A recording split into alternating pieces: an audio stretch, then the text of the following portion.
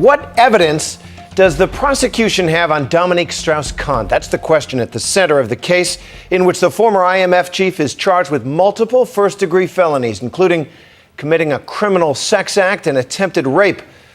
Well, today, a Manhattan grand jury decided that there's enough evidence in this case for the charges to go forward. So, what is the nature of that evidence? We take a look. There he was again today, neat, clean, shaved, and calm. Dominique Strauss-Kahn, looking every inch the international power player he's been for years. And he has only one interest at this time, and that is to clear his name. Dominique Strauss-Kahn. Step up, Mr. Kahn. It was a stark contrast to his appearance in court on Monday, when he was drawn and haggard by 2 nights in police custody. But today in courtroom 1213 in Manhattan, it wasn't about the image, it was about the alleged crimes. The charges that have been voted by the grand jury are serious. 2 B violent felonies, a C violent felony, a D violent felony, and 3 misdemeanor charges. The Manhattan District Attorney Cyrus Vance made clear that prosecutors believe they can prove that Strauss-Kahn is a sexual criminal. Under American law, these are extremely serious charges, based on the grand jury's determination that the evidence supports the commission of non-consensual, forced sexual acts. But defense lawyers and Strauss-Kahn himself, in a letter resigning his position as head of the International Monetary Fund, have insisted on his innocence. I deny with the greatest possible firmness all of the allegations that have been made against me, he wrote. We expect that Mr. Strauss-Kahn will be vindicated. Like so many cases involving alleged sex crimes, this one boils down to a he said, she said case. How important is it that she went right to her manager? I think that's critical. Dan Horowitz is a former Manhattan prosecutor and veteran defense lawyer. Here is an immediate report. She didn't hesitate. And because she spoke so quickly to her coworkers, that evidence is admissible. Investigators are working hard to back up the story of the alleged victim, a 32-year-old African immigrant hotel housekeeper and the mother of a teenager. They've cut out and removed an 11 by 4 foot section of the floor in the suite, looking for DNA evidence where she says she spat after being forced to perform oral sex. They've retrieved hotel records showing she swiped her electronic card key to get into the suite, but left it open, just as hotel policy requires.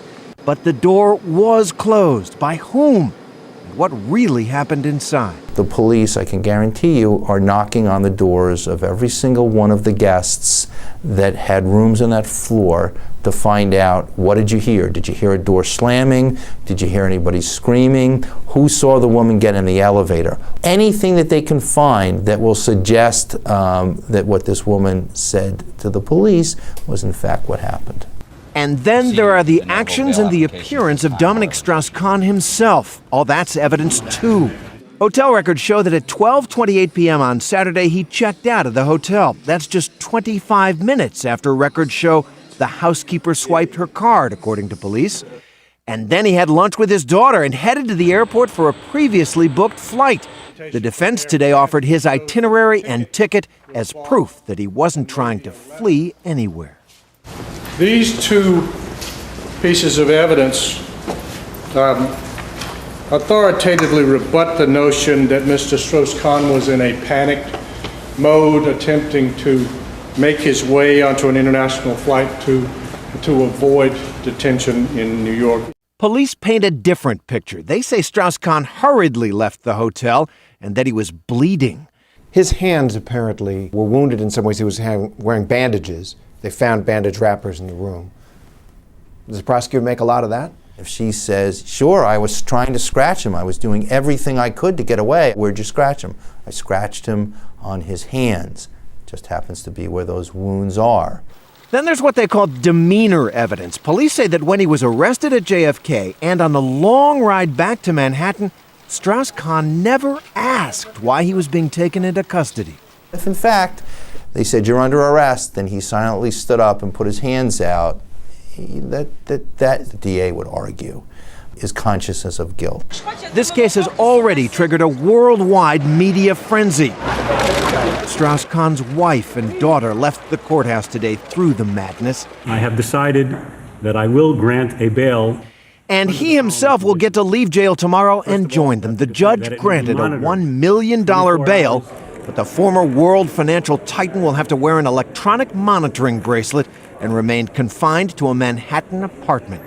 He faces up to 25 years in prison.